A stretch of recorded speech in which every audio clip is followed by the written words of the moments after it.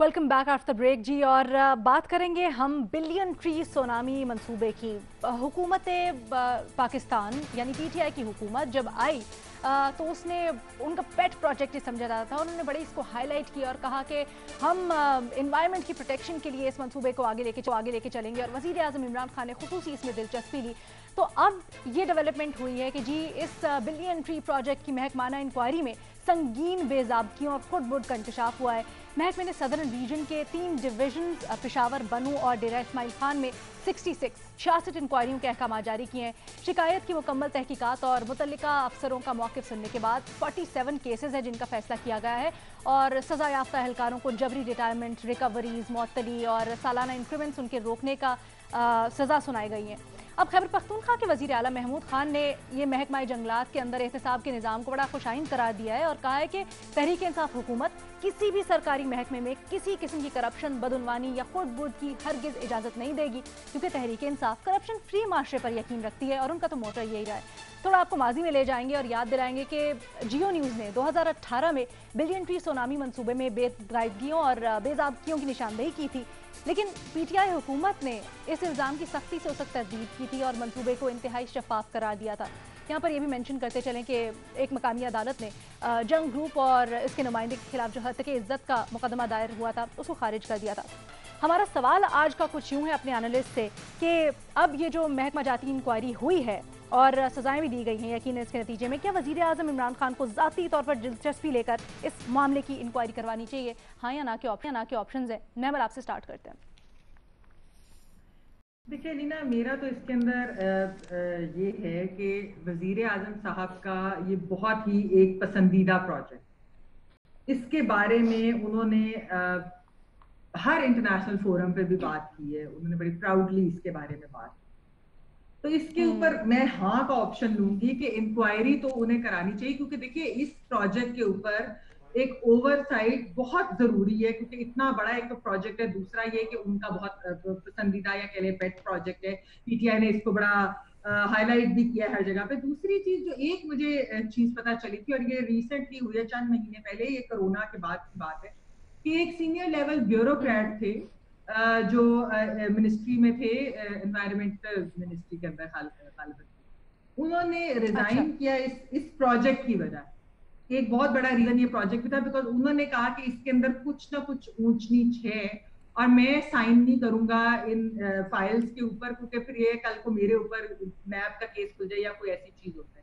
तो उन्होंने रिजाइन किया था। तो मेरे ख्याल में जब ऐसी चीज, हाँ, एक सीनियर लेवल ब्यूरोक्रेट थी, लोग आप चेक भी कर सकते हैं कि इन्होंने रिजाइन किया था और किस वजह से किया था, उन्होंने अपने रेजिग्नेशन लेटर के अंदर उन्होंने लिखा क्या था।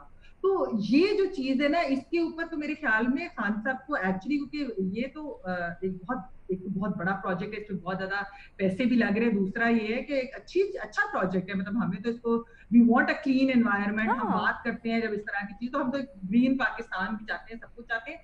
लेकिन अगर इसके अंदर मार्जिन भी है, जो आप लोगों ने भी स्टोरी की है और जो वैसे भी इसके ऊपर जो लोग बात करते हैं, इसके अंदर मार्जिन है खुर्द-बुर्द का, ऊंच नीच का, थोड़ा सा करप्शन का भी। तो मेरे ख्याल में इसके ऊपर लाजमी उनको कार्रवाई भी करनी चाहिए, चेक भी करना चाहिए कि क्या हुआ, कहाँ हुआ, क्यों हुआ।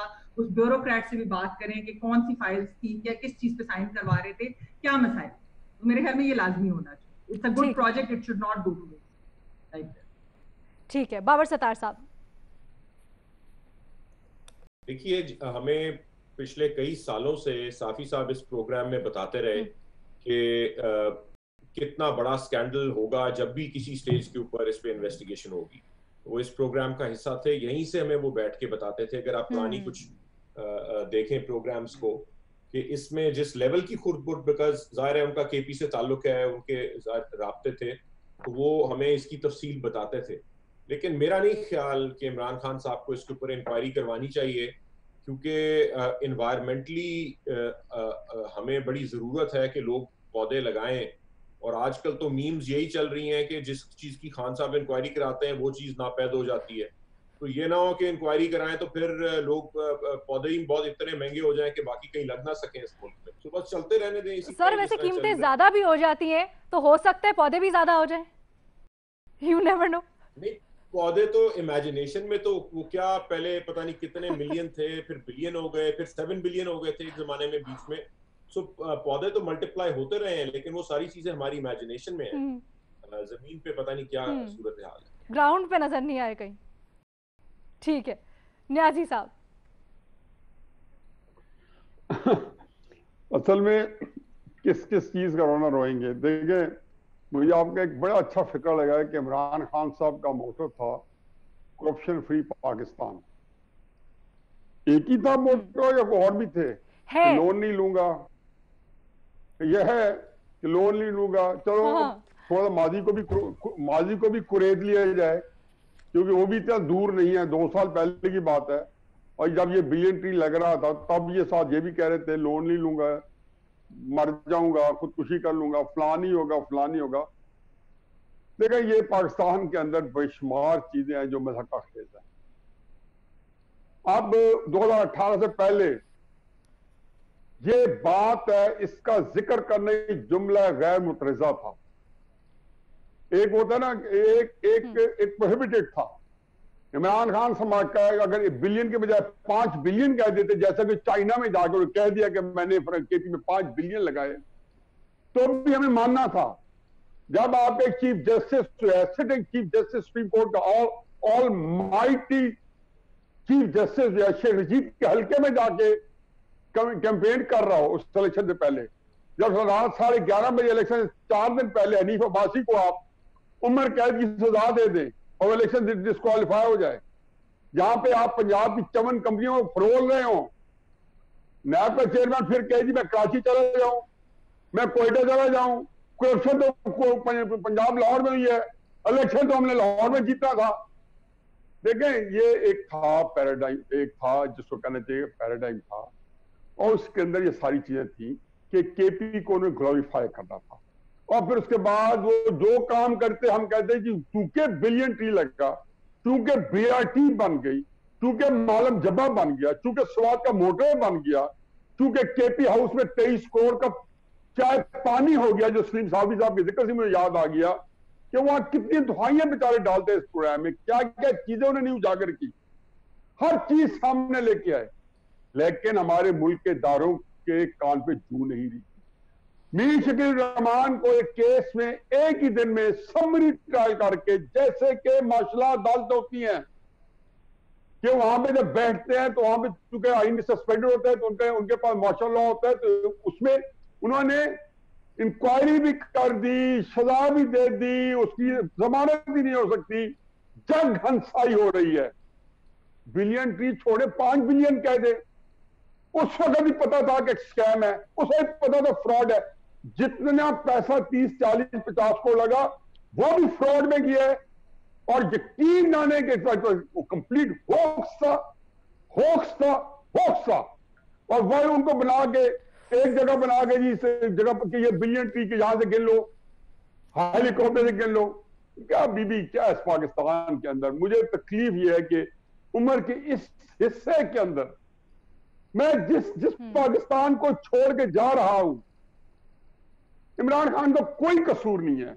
इमरान खान मेरी तरह का एक किरदार है, अच्छा या बुरा का अपना रोल अदा करके जा रहा है, लेकिन कॉम्प्रिहेंसिवली जिस गिरफ्त के अंदर मुल्क है, मैं आपको ये बात बता के जा रहा हूं कि खुदा के वास्ते अगर उसमें से ना निकाला, पिछले जो है क्वेश्चन का आंसर मैं नहीं कहा, ये कि पाकिस्तान किसी से नहीं काबू आएगा।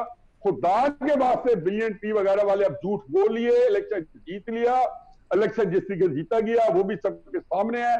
आज तक उसके बारे में पहले ये पाबंदी थी कि वो डिस्कस करे, अब बिलियन ट्री ना डिस्कस करें, बीआरटी ना डिस्कस करें, स्वात मोटरवे है वो स्कैंडल आए हुए है। इधर आपने देखा कि पंजाब को आज हम जिक्र कर रहे हैं कि शहबाज शरीफ को मैं कहता था कि पाकिस्तान की तारीख उसकी मुझे 100% उसकी सियासत से मुझे इख्तलाफ है, लेकिन मैं आज भी कहता हूं कि पाकिस्तान की तारीख में इससे अच्छा मैनेजर नहीं आता।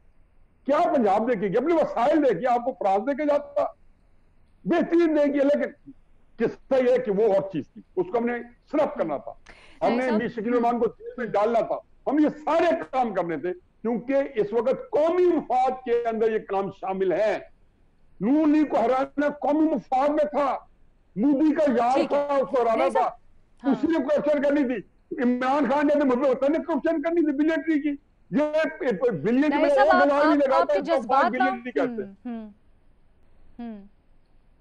नहीं साहब, आप जिन जज्बात का इजहार कर रहे हैं ना, भट्टी साहब से जरा पूछते हैं। भट्टी साहब, लोग इसलिए शायद इसके ऊपर जज्बाती होते हैं या पूछते हैं क्योंकि वजीर आजम इमरान खान ने इस मंसूबे में पर्सनल इंटरेस्ट लिया। फिर हमने देखा वजीर आजम किस तरह से खास तौर पे इस मुहिम का हिस्सा बने, पौधे लगाए, स्कूल के बच्चों के साथ खड़े हुए, उनको बता रहे थे कि जी इन्वायरमेंट को प्रोटेक्ट करना कितना ज़रूरी है। जब कोई इतना पर्सनल इंटरेस्ट ले किसी मंसूबे में, किसी प्रोजेक्ट में, और it's very close to him, लेकिन उसमें भी इस तरह की चीज़ें हो रही हों और इंकशाफात हों, तो शायद इसलिए थोड़ा गम गुस्सा ज़्यादा है।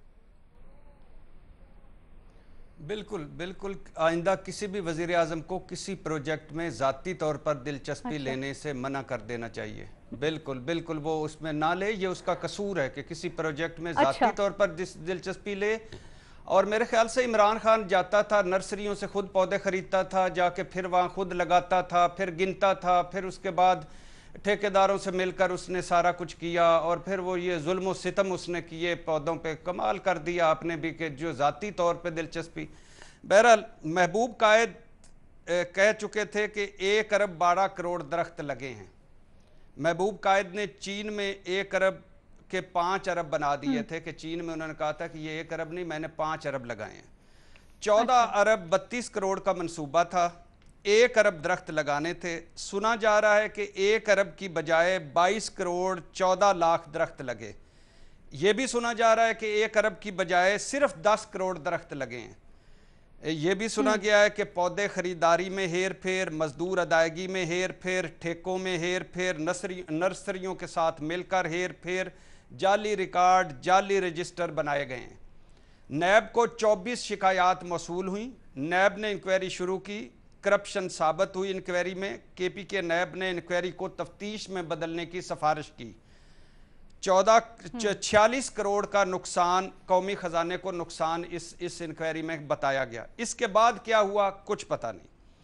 अब पहली बात यह है कि नैब ज़रूर कार्रवाई करे, करप्शन का जो पैसा है वो वापस ले, और करप्ट लोग जो हैं वहाँ उनको लाए, एहतसाब करे उनका। लेकिन एक मैडम शेख करप्ट से बात याद आ गई कि फेडरल एक बहुत वफाक का एक बड़ा ओहदेदार, आला ओहदेदार, और केपी का एक आला ओहदेदार, दोनों के भाई बैठे हुए हैं बाहर फ्रंटमैन बनकर के जिसने जो काम कराना है आ जाए और करवा ले। जो कीमत वो बताते हैं उस कीमत में कमी बेशी भी हो सकती है, और जो आपने तकर्रियाँ करवानी है, तरक्कियाँ करवानी हैं, और जो करवानी है, और जो पंजाब में हो रहा है, किसी दिन एक पूरा प्रोग्राम पंजाब पे रखें, बताऊं कि पंजाब में क्या क्या हो रहा है और क्या है जो नहीं हो रहा और क्या है जो हो रहा है। बहरहाल अच्छा, करप्शन बिल्कुल, नैब पैसे वापस लाए, लेकिन इस मुल्क में जहां वफाकी दारुल हुकूमत के मारगला पहाड़ गंजे हो गए हैं, ईमान से मुझसे ज्यादा जवान थे, मुझसे पहले गंजे हो गए, और पूरे मुल्क में टंबर माफिया है, दरख्त काटी जा रहे हैं। वहां अगर केपीके में, मैंने कहा ना नैब जरूर इंक्वायरी करे और एक पैसा वसूल करे, लेकिन अगर 10 करोड़ दरख्त भी लग गए हैं तो कमाल हो गया है। ये बहुत है। बाकी वजीर आजम साहब ना करें, तहकीक ना करें, क्योंकि कुछ नहीं होना। नैब के पास जो इंक्वायरी अगर वो कर ले, BRT मालम जब्बा के साथ इस पर भी कर ले तो बड़ी मेहरबानी होगी। ठीक है। वैसे वो जो दूसरी इंक्वायरीज जिनका आप हवाला दे रहे हैं उसके ऊपर भी खासी कोई पेशरफ्त नहीं हुई है, क्योंकि एक ब्रेक लेनी है, उसके बाद तीसरा सवाल रखेंगे एनालिस्ट के सामने।